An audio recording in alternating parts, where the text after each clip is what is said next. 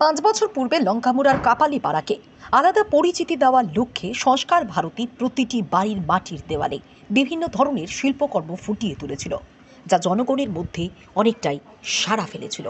রাজ্যের বিভিন্ন জায়গা থেকে লোক ছুটে যেত সেই কাপালি গ্রামে, যা আলপনা গ্রাম নামে পরিচিতি পেয়েছিল এই শিল্পকর্মের দরুন। গত 5 বছরে অনেকটাই নষ্ট হয়ে যায় সেই শিল্পকর্ম, ফলে পুনরায় সেই শিল্পকর্ম ফুটিয়ে তুলছে তারা। আগামী 14 ও 15 জানুয়ারি পৌষ সংক্রান্তি উপলক্ষে দুদিন ব্যাপী সেখানে বসবে মেলা। সেই মেলাকে সামনে রেখে চলছে তাদের কাজ। মকর সংক্রান্তি উপলক্ষে আমরা সময় উঠানে আলপনা করতাম।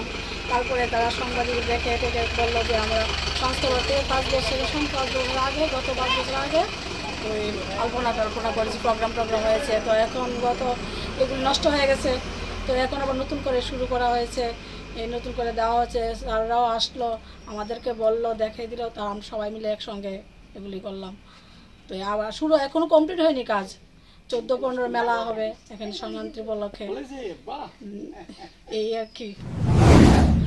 আমরা আলপনা গ্রাম তো আজকে 15 বছর আগে থেকেই আলপনা গ্রাম শুরু হয়েছিল সংস্কার ভারতীর তরফ থেকে। তো এটা এখন 5 বছর আগে যা করা হয়েছিল এটা নষ্ট হয়ে গেছে, তখন আবার নতুন করে সব আবার করা হইতেছে। এটা তো লঙ্কামুড়া আলপনা গ্রাম তো সবাই যা চিনে, মোটামুটি সবাই জানে। তো আবারও এই বছরের সবাই আসার লেগে নিমন্ত্রণ রইল।